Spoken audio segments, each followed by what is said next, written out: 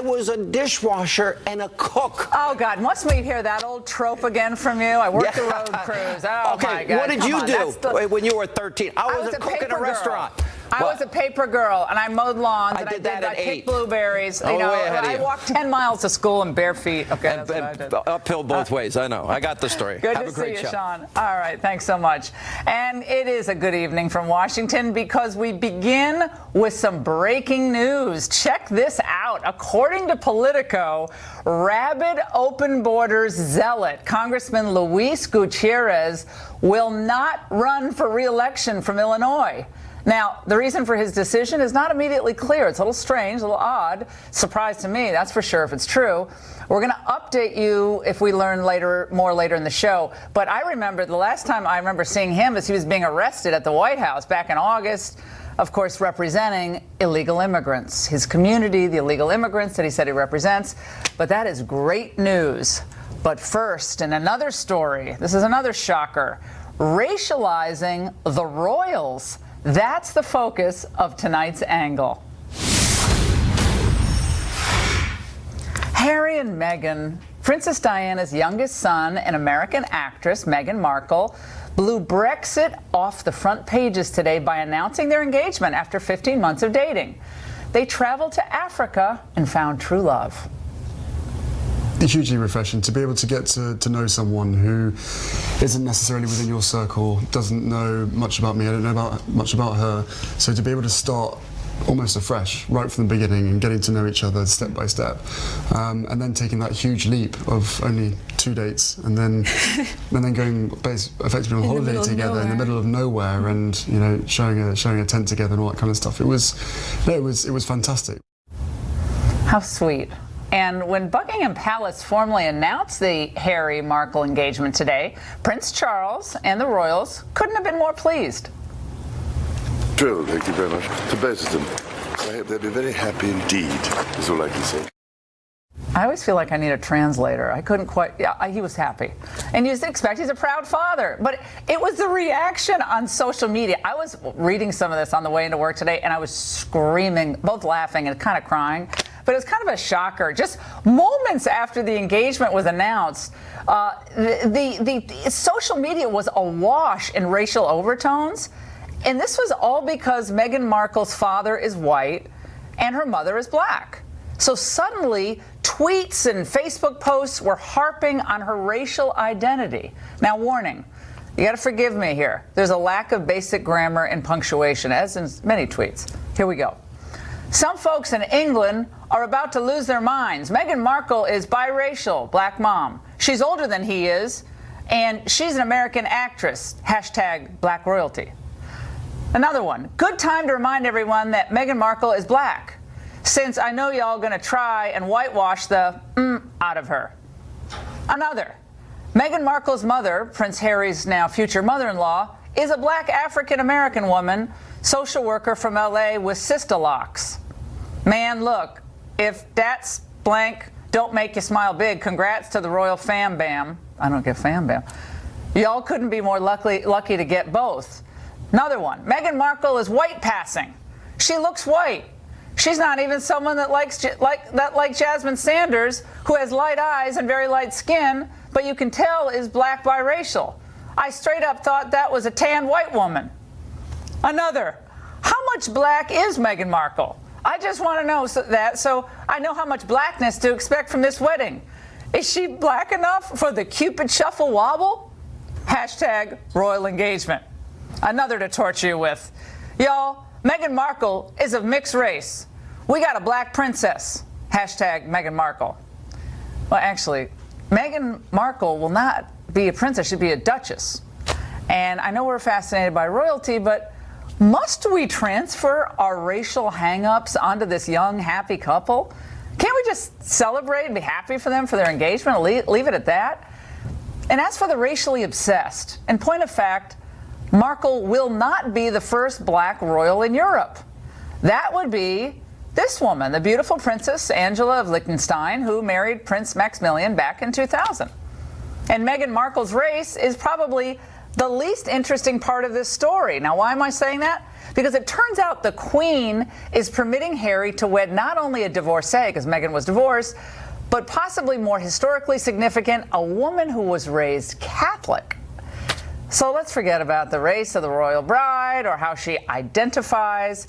We've had a biracial president of the United States, and we're about to have a biracial member of the English royal family. But not every moment has to be about race. Now let me get back to my Cyber Monday shopping. There's a royal wedding medallion and plate that I can order, and it's apparently 75% off. I don't care about the color of the plate either. And that's the angle.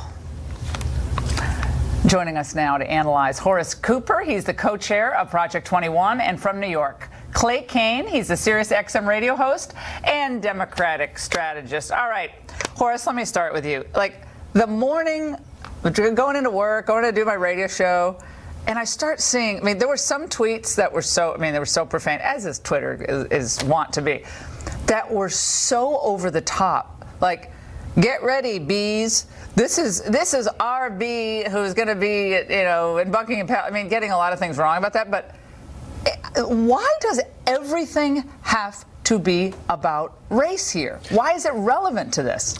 It's not relevant, and it's actually pretty sad and pitiful. Here's the thing. If this were 1955 and I saw some of these kind of comments, I'd go, which segregationist racist said this today? They noticed in the 1940s and the 1950s every single aspect about anybody's race as their primary attribute. It wasn't, is this person going to pay their bill? Is this person going to buy this house and move in and be a good neighbor? It was what color? What color was their grandmother? That kind of weird fixation. And we got away from it, but all of a sudden, progressives have brought it back. And too many times, I don't hear anybody on the left saying, stop that, don't do that. They condemn a lot of white Americans and many Republicans who weren't even around actively holding office in the South for their silence while this misbehavior was taking place. Well, we're here now. People are around. Why aren't we seeing condemnations? Some of the things you said, I just think that was outrageous. Not just bad, outrageous. Clay, let's go to you on this, because the future Duchess actually has said before, when she was dating Harry, she said she found it disheartening and discriminatory that some in the media were focusing on her racial identity and not just on their relationship, because it centered on her racial background. Why the obsession with her race when it's just a happy couple? I mean, aren't we supposed to be about content of our character, not the color of our skin? Well, aren't we there yet? Well, what you're talking about is a comment she made to the British press, because they were calling her something like a LA gangster, that she's straight out of Compton, that she's from South Central. So the British press made her race an issue, and Prince Harry said, stop doing that. Listen, I feel like Horace is acting like we are post-racial, that race doesn't exist. For a lot of black mixed-race people in Britain, this is something to be celebrated. You're pulling out some silly tweets from Twitter. I can find tweets from Twitter that are calling Meghan horrible names. This is a good thing. It's to be celebrated. And if you know the history of the royal family, you would know that this is a bit of history. Just like, you know, when you have somebody breaking ground, you can celebrate that. But pulling out random silly tweets off Twitter from somebody, whoever they are, is ridiculous. And Horace always acts like racism is over. It doesn't exist. It does exist. So this is actually celebrating progress. But what is this? This has nothing to do with racism. But the point here is this has nothing to do with racism at all. This has to do with a happy couple. So when you say you're breaking ground, she wasn't elected. She fell in love with someone. Why is that breaking ground? She seems like a really lovely person. If you know the history of the royal family, you don't see many black or mixed race people in the royal family. And again, you're not a mixed race person. That's not why Harry married her. That's not why he married. Prince Harry is still symbolic, her, right? Laura. It's still symbolic, and it's still important. If you don't think it's important, then you're not a black or mixed race person from Britain. Okay. It's important. Wait. First of all, no, hold on. I have to ask both of you a question. I want to be fair and balanced here. And Horace, there is a sentiment here that certain black people aren't authentically black. I've seen it. directed at my old boss, Justice Thomas. I've seen it directed by people like Tom Sowell, other African Americans who don't think a certain way about race or act a certain way. Is there something about being authentically black? Is she not authentically black? I saw that all over social media today.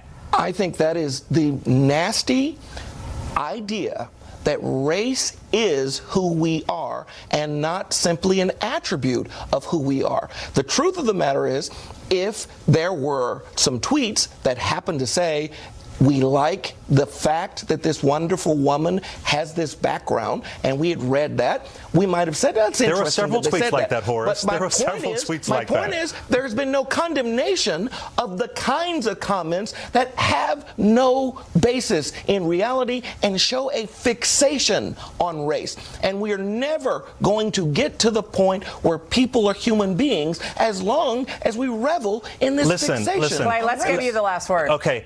Acting like race doesn't exist is not going to make race go away. It's not going to make racism go away. We have to be able to see color and accept it, see color and talk about it. And acknowledging that she is a black mixed race woman is not a bad thing. I don't know why that threatens you or makes you uncomfortable or scares you. It's not. It's a good thing to be celebrated. It's progress in the royal family, and for a lot of black mixed race people in Britain, this is a good sign. It's a good thing. And maybe you just can't understand that or relate to that.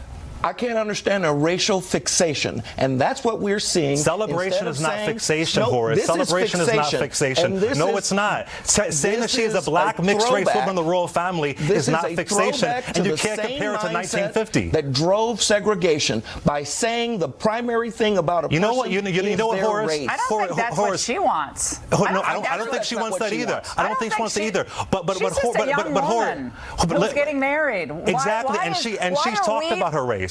But why is so much in America? A lot of this came out of America. Why are so many and the British press is too, Laura. And a lot of these people are in the Al Sharpton, Jesse Jackson race-focused mindset. Al Sharpton didn't say anything. Why are we placing their hang-ups on this happy couple? They're happy because they're in love. Absolutely. I imagine Prince Harry is in love with her. It doesn't have anything to do with her skin color. It's that he fell in love with her.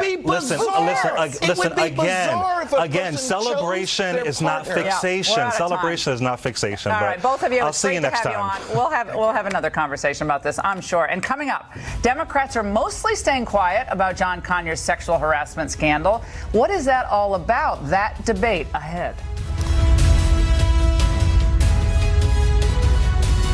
Ancestry DNA is the gift. Welcome back to the Ingraham Angle. As the John Conyers harassment scandal engulfs the Democratic Party, Nancy Pelosi is trying to put out the PR fire with just a little touch of gasoline. We are strengthened by due process. Just because someone is accused, and was it one accusation? Is it two? I think there has to be. John Conyers is an icon in our country. He has done a great deal to protect women. He will do the right thing. And is the right thing what? Resign? He will do the right thing in terms of what he knows about his situation, that he's entitled to due process, but women are entitled to due process as well. I can't even diagram those sentences. I try every day, but it never works. Pelosi's comments are creating the obvious blowback, not only from Republicans, but even also from some progressives. Democrats are fearing that the leader's comments reveal a party more concerned maybe with politics than protecting women. And let's face it, for all their war on women talk, the Democrats' message, in some cases, is just always talk. As the president declared in his State of the Union address, when women succeed, America succeeds. That's not just a phrase, it's a statement of fact. House Democrats agree. When women succeed, America succeeds. That was our bus trip. That's our agenda. We know one thing for sure, that when women succeed, America succeeds. And when women succeed, as my colleague said, the world succeeds. That's nice. And now Pelosi has put out a statement late today trying to walk some of those other comments on Meet the Press back. But the question remains, do the Democrats really stand with women? Or only when it might be politically convenient? Well, joining us now to discuss is Scott Bolden, former chairman of the Washington, D.C. Democratic Party, and Congressman Steve Russell, a Republican from Oklahoma. even Gregory Meeks has said that he thinks John Conyers, he thought he should have stepped down as ranking member. But I got to go to you, Scott, on this. Nancy Pelosi, I couldn't even follow what she was saying in that appearance in Meet the Press. And look, the Republicans have trouble on some of these Sunday shows as well. But she said, and we cut this out of the soundbite, what she said, she's not really familiar with the cases. She gets really familiar really fast with allegations against Republicans. This is John Conyers, who has been in Congress for 52 years. And yet Nancy is willing to, or he needs due process and all due process. So it's nice to hear finally. Men get due process. Well, but the Republicans and the Democrats on the Hill believe that as well. Not just due process, but the Ethics Committee should go there. I think what Nancy Pelosi, in her inartful way, was trying to say is that he can be both of those things. He can be an icon, he can fight for women, and he can have these sexual allegations. None of it's good, none of it's appropriate, and I also think that behind the scenes, before the deal was cut, she knew that he was going to step down, which he did the next day, and if she's walking back, it's only because she was inartful about it. But the fact of the matter is, she supports Congressman Speyer's bill, she supports adding resources to the ethics investigators, she supports non-disclosures going away, and she supports that the public funds should not go to settle some of these lawsuits. And so those are the most important things. Congressman, Nancy Pelosi had never talked about this shush fund, as we call it here. Never talked about it before. Settlement for all these bad actors. Don't know who these people are still, and so now it's kind of getting some traction. We talked about it, I think, first on cable, and now it's everywhere. Mm-hmm. But John Conyers, he's been in there for 52 years. This is like a lifetime appointment in Congress. That's a separate issue, obviously, but Nancy Pelosi's willing to give iconic status to him. So if you're an icon, you can get away with this stuff and just resign from your ranking position on a committee because you're an icon. So the context matters. I don't think it mattered much with Justice Thomas when they were accusing him of things. That didn't matter. You know, I'm glad to see that we've got Ms. Pelosi that cares about due process now rather than just statements. I think that that's very important to establish.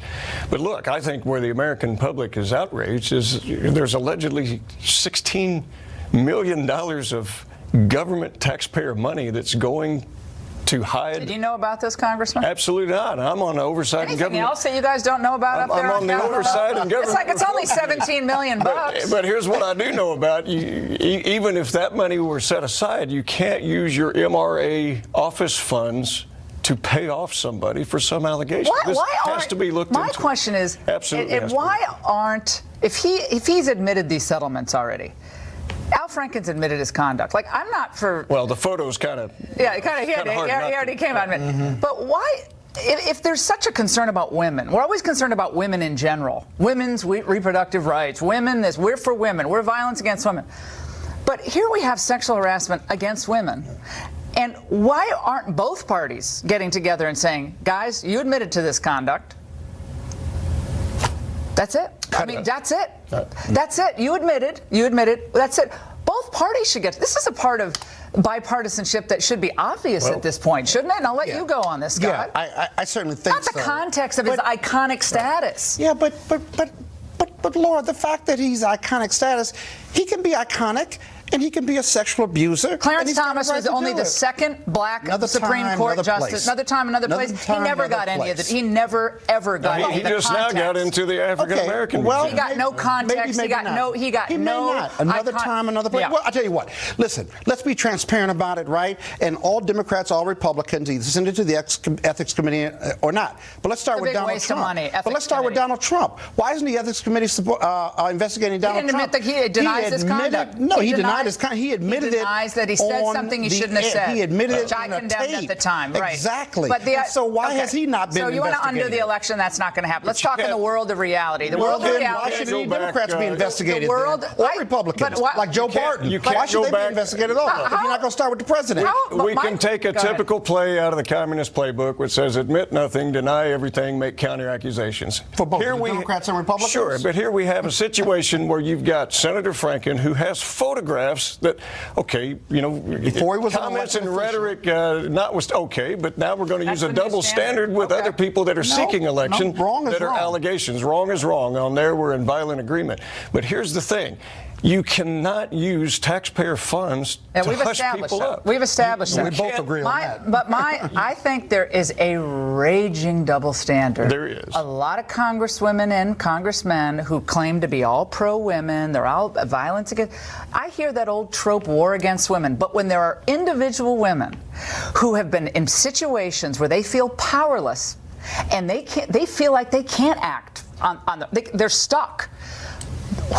They have no voice except through this ridiculous panel that was set up, and Congressman, you didn't even know about it. I mean, I'm not blaming you, but we didn't know about it. Yeah, that's insane. In the Republican and it conference, makes we people don't get wonder briefed who are on our watching slush Fox funds, right now. Makes you know, people wonder who are watching Fox right now, what else doesn't Congress know about? How much other money is being spent? So, I don't know, but it was looking around. I don't know where.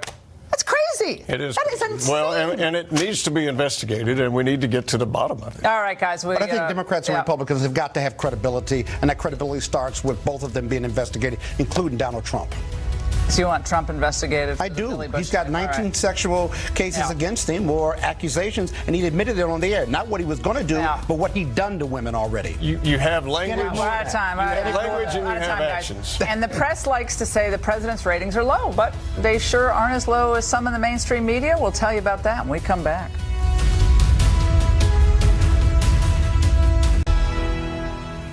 The press has no trouble attacking the First Lady or the President, of course. They're good at that. But when he fights back, suddenly the First Amendment is in peril. Are Trump's attacks on the press really an attack on our democratic norms? Daily Beast editor-in-chief and CNN political analyst John Avlon seems to think so. We shouldn't normalize the spectacle because it is a serious, constant attack at our democratic norms, going after the press, going after individual entities. Joining me now on this newest bout of hyperbole is Fox News senior political analyst Brit Hume, his first time on the Ingraham angle. Hi, Brit. How are you? Hi, Laura. You got me up past my bedtime. It's great to see you. Thank you for joining us. So, thank you. Is our pleasure. First Amendment in peril because Donald Trump sent out that tweet about CNN International and his comments about fake news? Well, certainly not because of that tweet, and I would say, broadly speaking, that Trump's criticisms of the media, which have been, pretty consistent, pretty frequent, still haven't added up to anything that would threaten our First Amendment freedoms. We in the media in this country enjoy a level of freedom and protection that is rarely available, almost nowhere else on earth, and we're pretty invulnerable to government officials and politicians.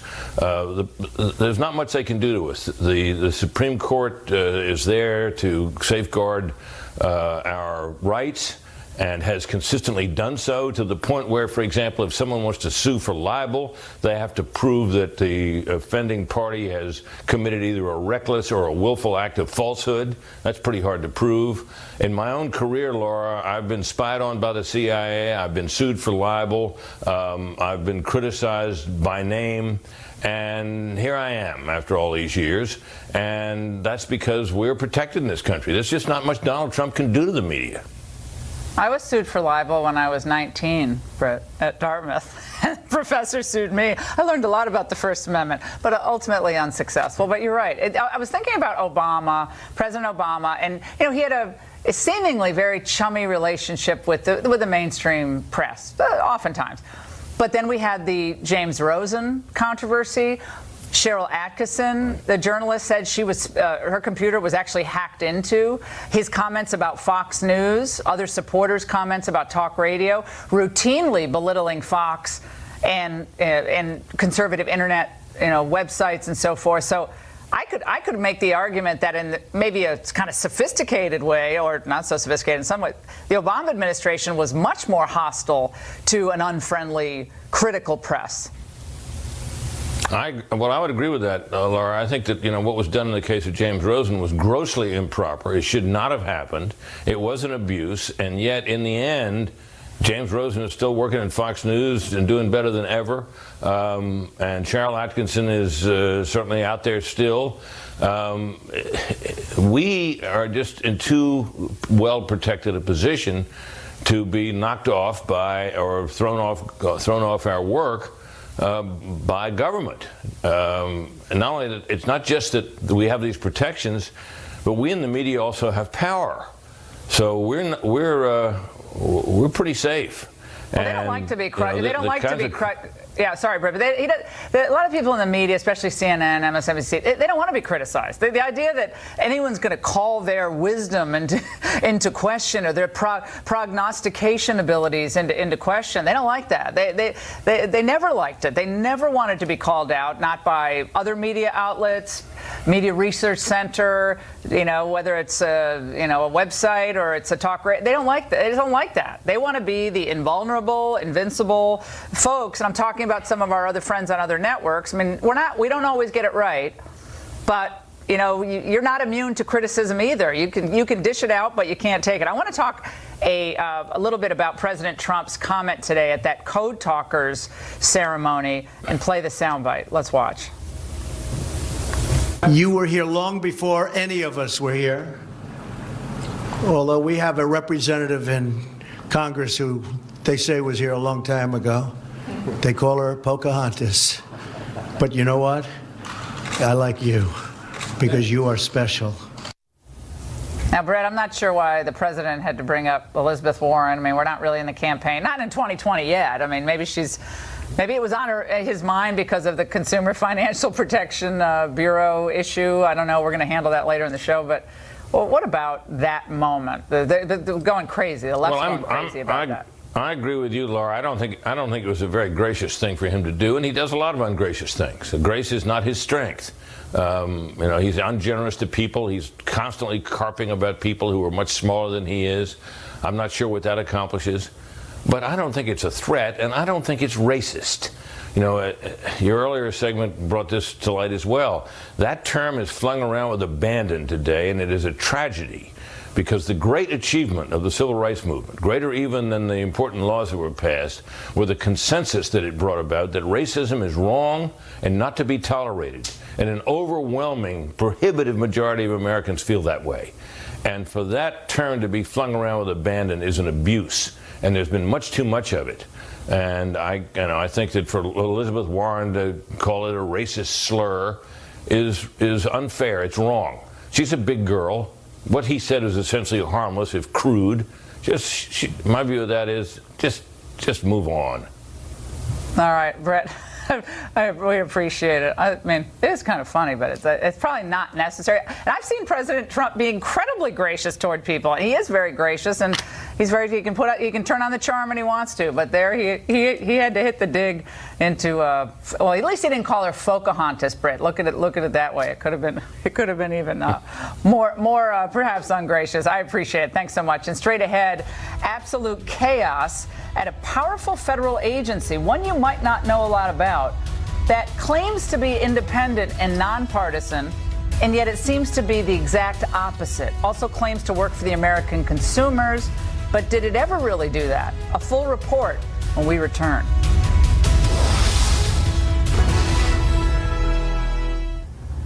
Don't you think it's kind of hard to find ways to attack First Lady Melania Trump? She's poised, she's dignified, incredibly gracious. And attacking her shoes, well, they tried that. That didn't work. So the media's latest tack is to insinuate that the First Lady is like Eva Gabor in Green Acres. In this latest hit piece on FLOTUS, Vanity Fair writer Sarah Ellison claims that a source told her that Mrs. Trump never wanted to be First Lady because of the intense exposure, as though she were some wilting wallflower or something. Then Ellison kind of jumps the shark by leaping to this conclusion. There may never have been a First Lady less prepared for or suited to the role. This isn't something she wanted, and it isn't something he ever thought he'd win, one longtime friend of the Trumps told me. She didn't want this come hell or high water. I don't think she thought it was going to happen. Ellison also claims, get this, one told me that it is old news that she and her husband live essentially separate lives. So not only does Vanity Fair suggest the First Lady is miserable, ill-suited for the job, but also that her marriage is on the rocks. In a statement today, the First Lady's office slammed the story as salacious and filled with false assertions. And as far as not liking the role, Melania looked pretty perfect today, greeting children at the White House. Just listen to what one child said to her. He seriously looks like an angel. He really does look like an angel. Well, Vanity Fair probably won't cover that. She really looks like an angel, right? Well, looks like she's really hating that job. I don't think so. It's a rank partisan agency masquerading as a protector of American consumers, some are saying. Well, this barely known agency operates in near independence of your elected officials. The Consumer Financial Protection Bureau, I know that's a mouthful, tonight has 2 bosses. And it all got started on Friday when the CFPB director, Richard Cordray, an Obama appointee, announced his resignation and said his chief of staff, Leandra English, would temporarily replace him. But President Trump had other plans and named his budget director, Mick Mulvaney, to fill the post until a permanent replacement could be named. But Ms. English is not going quietly, filing a lawsuit that claims the job is still hers. So there are currently 2 people claiming to be the rightful leader of this big Consumer Financial Protection Bureau. It's unbelievable. So what exactly is the CFPB? Well, it was created by the infamous 2010 Dodd-Frank bill, and the agency targets financial companies engaged in what they believe is unfair and predatory, deceptive, abusive practices. Here's what Democratic Senator Elizabeth Warren said about the CFPB way back in 2013. What we know for sure is now this agency is here to stay. No more clouds over what it legally is entitled to do. No more attacks that say maybe we're going to be able to undercut it in this way or weaken it in that way. We got a full-fledged watchdog, the one we fought for, and he's going to be there to fight for us. I love it. I have 2 watchdogs. I love watchdogs. But the employees of the CFPB aren't just a bunch of fair-minded, nonpartisan group of bureaucrats. According to stats dug up by the Washington Examiner, since its founding, the CFPB employees have given money to Democrats 593 times and only once to a Republican. Joining us now for reaction from Wisconsin, Republican Congressman Sean Duffy. He sits on the, I think on the Finance Committee, right? And here in Washington, Robert Weissman, president of the advocacy group Public Citizens. Congressman, let's start with you.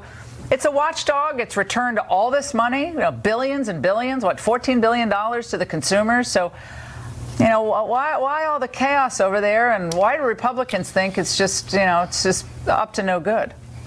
So first off, we're shining a light on the CFPB, but those of us on the Financial Services Committee, we've been dealing with this for the last 7 years. Mick Mulvaney used to be on that committee with us.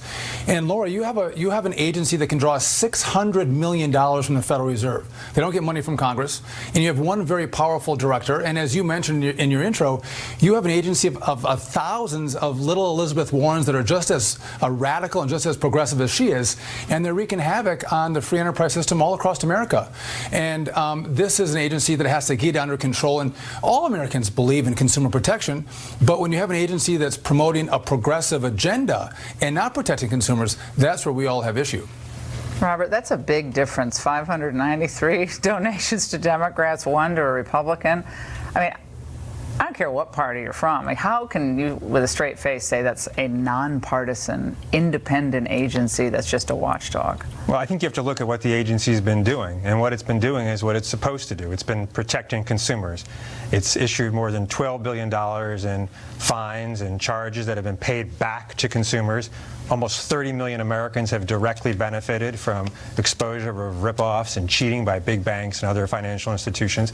It's deterred billions more in rip-offs. It's doing exactly what it's supposed to do. The banks have tons of their own regulatory agencies. They got Goldman Sachs running the Treasury Department, Goldman Sachs running the SEC. They got Goldman Sachs, One West, as the comptroller of the currency.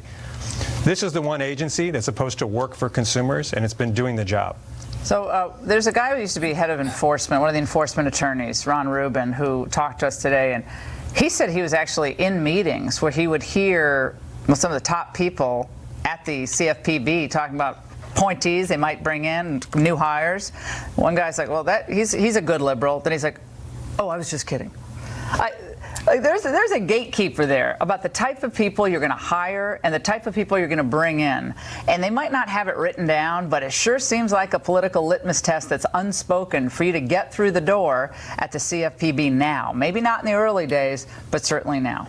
Well, I think you have an agency that's been doing its job with, unfortunately. So only with Democrats, like for mostly Democrats. They're doing their job with mostly Democrats. I have no idea. Democrats the only gatekeepers for the people? No, I have no idea about this. You don't know? That's 500. But what I do know, if you're protecting them, what I do know is Mick Mulvaney says he wants to destroy the agency. He thinks the agency is a sick joke, and he's going to turn it over Congressman, effectively is it a sick to joke? Wall Street. Is it a sick joke, this agency? Can you defund it in Congress? Trump can't shut it down. He can't drain the swamp totally, right here? So, Laura, the next director can actually request not $600 million, they could request $10 million. So they can actually force Democrats to the table to reform this agency. But we had a bill that would have absolutely restructured the way the CFPB works. And the largest banks in America were opposed to that bill. And the small community banks and credit unions that serve the community where I live, they're the ones who supported this reform to the CFPB. What they've done is they've increased the cost of credit, whether you get a mortgage or an auto loan. They've caused small community banks and credit unions to go out of business or consolidate. That hurts the most rural parts of America. And here they say we want to be isolated from the Congress and the American people. Well, if you're doing the good work of the American people, Laura, you shouldn't have to be isolated. The American people will applaud you. But if you have a progressive liberal agenda, you have to then be protected from the American people because they're going to shut you down. And that's why Elizabeth Warren had to separate them from Congress and Congress's ability to fund them because they knew it had a radical agenda. So, Robert, do you think there should be any reforms to this at all? Any reforms to the agency? I think you know what you should do, Laura? I think you and the viewers should go look at the website of the CFPB, and you'll see an agency. We'll run to that tonight, I'm sure. But well, it's a website that doesn't look like other governmental agencies. No. It's actually clear. The Federal Reserve pays for this, right? They kind of insulate themselves because the Federal Reserve profits pay for it, correct? They're funding it directly from the Fed. Absolutely. But they're doing their job, and they explain what they're doing. They're incredibly transparent about what's going on. And I think if people go there and see the plain English explanation of what's going on, they're going to like it. Small community banks, what the congressman said, he's been studying this. The small community banks. They don't have any problem with this. They're not being hurt. The credit's not being squeezed on their side. No, actually. Big banks are at record profits, and small banks are doing pretty well. The CFPB doesn't have primary jurisdiction over banks for less than $10 billion. Really quick, Sean.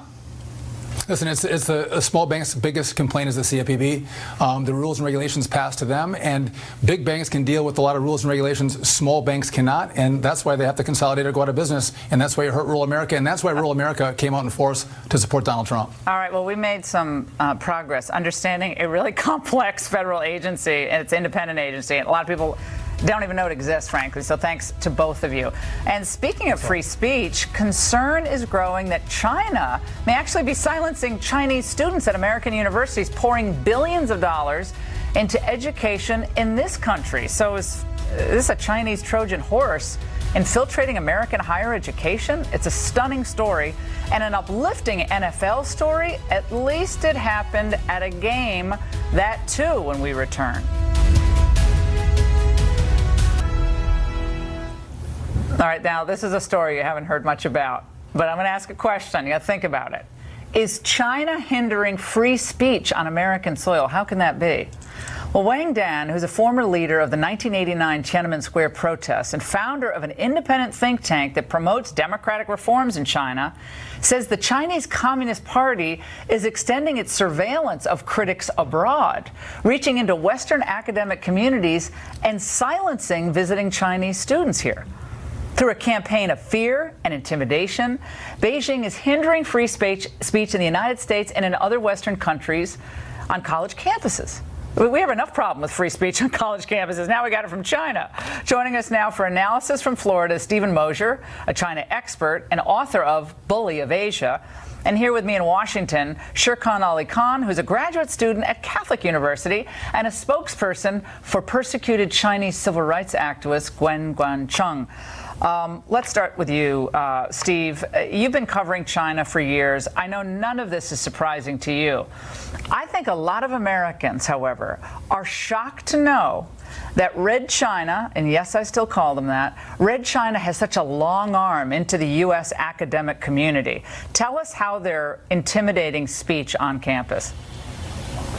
Well, Laura, it has a long arm into the U.S. academic community. The arm is getting longer all the time. I'm kind of the poster child for the persecution by China of American academics and American students who criticize the Chinese regime for human rights. You recall we've talked before about my reporting on forced abortions in China, which led the Chinese government to demand of Stanford, demand, not ask, that I be expelled from the university, and Stanford complied. That was a long time ago.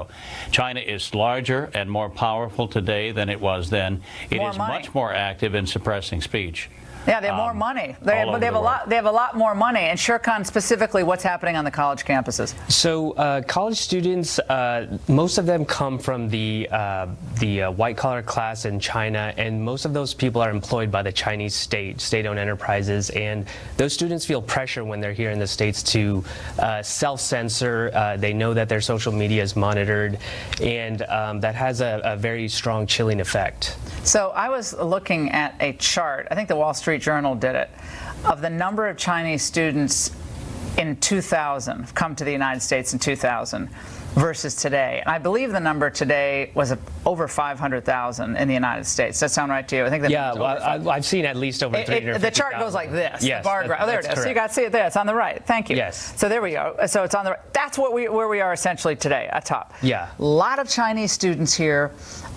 More surveillance through social media, more pressure on the upper class, especially Chinese, to abide by the communist dictates. Now, does this happen in pressure on their families at home? Does this happen in subsidies being removed, educational subsidies? And then how does it spill over into the other parts of campus? Yeah, well, it's a very sophisticated strategy where they monitor social media, and they know that they have, they up the pressure where the students know that they might get a call from their parents saying someone from the government came to visit us, or their parents might be employed by a bank, which is also owned by the government.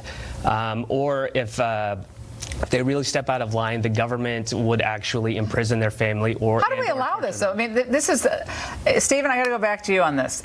This is shocking to most people because we are a free country. We hear about Russia collusion, Russia's attempt to, supposed collusion with Trump, which is ridiculous, and the attempt to influence our election. I'm sure they probably did. But what about this? This is China's attempt through setting up all these Confucian institutes, Chinese studies at universities. Some of them are cool, I imagine. But boy, they have an enormous amount of power and money operating right now in the United States for a purpose. They have a purpose. What's behind that purpose? Well, behind that purpose is the idea of controlling all discussion, all debate about China. And they've set up hundreds and hundreds of Confucian institutes around the country. And they go to a college or university, offer them millions of dollars in return for room on campus, so the institutes are on campus. They're named, of course, after Confucius and not, say, Chairman Mao Zedong, who's one of the great mass murderers of human history, having murdered 65 million people. But there are certain things that are not allowed to be talked about at the Confucian Institute. You can't talk about the 3 T's, they're called. You can't talk about Taiwan. You can't talk about Tibet. You can't talk about Tiananmen. You can't talk about Taiwan because Taiwan is free. Tibet wants to be free. They shut it down. They do the same thing in Hollywood. There's certain movies aren't going to be made. Google, Facebook, all shut out. We're going to do a lot more on this. Thank you both for joining us. And finally tonight, thank you. A feel-good story amid a storm of bad ones in one particular sports league. Well, the old joke used to go, the NFL stands for the No Fun League. And that's been especially true this year. Players on their knees. You see all the empty stadiums this past weekend? It continues 12 weeks into this. Falling revenues. And Roger Goodell, the commissioner, who wanted $49 million a year salary and health care for life for his family. But there was one really redeeming image on Sunday. Check this out. 98-year-old Pearl Harbor survivor Mickey Ganich was ready to take the field. Age be damned. A well-known local figure, a diehard Raiders fan, Ganich was honored in the pregame ceremony during the Raiders' salute to service. They're doing a lot of salute to service now because I think the blowback they're getting. Ganich was 22 and stationed at Pearl Harbor, getting ready to play some football with his pals from the battleship Pennsylvania when the Japanese attacked and changed the course of history. And of course, this honor represents the latest in a long line of these last-ditch efforts from the league to save face in the wake of all this Colin Kaepernick controversy. That's the kind of kneeling that we love to see. I loved it. It was an amazing image. God bless him. He is the best of what this country represents, and the league is suffering, as they should, for what they allowed to happen for all this time. Well, that's all the time we have left tonight. Shannon Bream is up next. Miss Shannon, take it away. Good.